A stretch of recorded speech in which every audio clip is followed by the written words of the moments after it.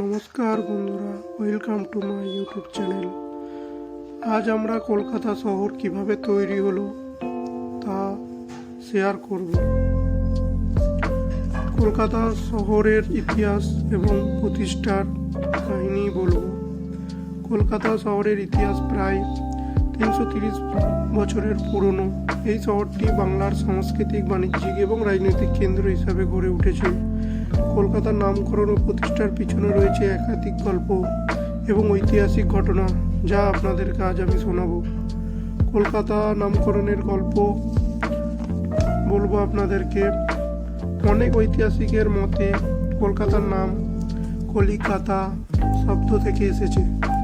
কলিকাতা শব্দটি কালীঘাটের কাছাকাছি অবস্থিত এক প্রাচীন গ্রাম কালিকাতা থেকে উদ্ভূত হয়েছে এবং অন্যান্যদের মত অনুসারে কলিকাতা শব্দটি এসেছে কালীক্ষেত্র থেকে, যা দেবীর কালীর পবিত্র ক্ষেত্র বোঝায়।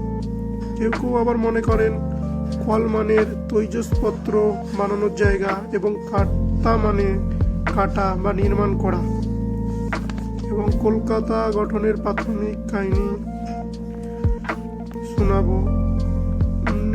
1690 সালে ইস্ট ইন্ডিয়া কোম্পানির কর্মকর্তা জব চানক গঙ্গার তীরে এসে একটি ছোট গ্রামে বসতি স্থাপন করেন এবং সেখানে তিনি 3টি গ্রাম সুতানুটি, গোবিন্দপুর এবং কলকাতা মিলিয়ে আধুনিক কলকাতার ভিত্তি স্থাপিত করে।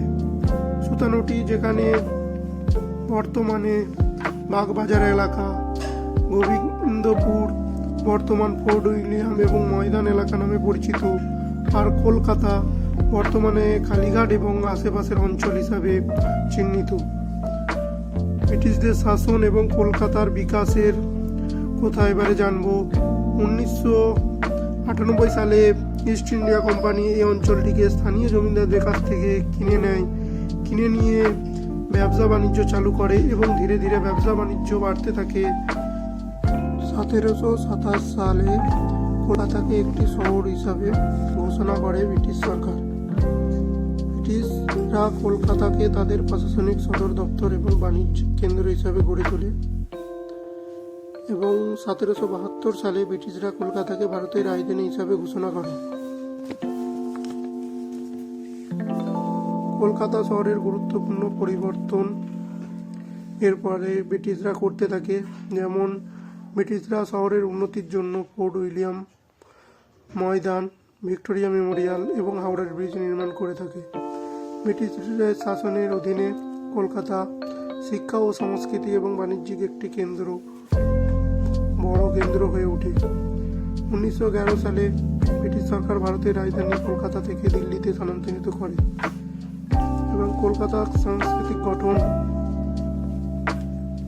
চেঞ্জ হতে থাকে। কলকাতা হয়ে ওঠে বাঙালি নবজাগরণের কেন্দ্রবিন্দু।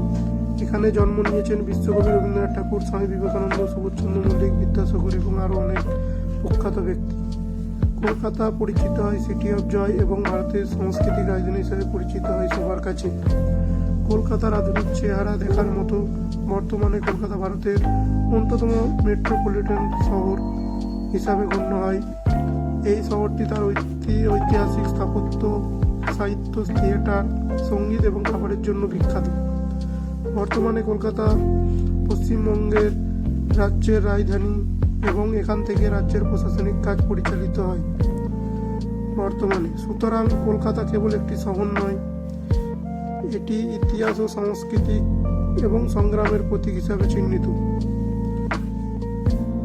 আপনাদের যদি ভিডিওটা ভালো লেগে থাকে তাহলে লাইক এবং শেয়ার করুন।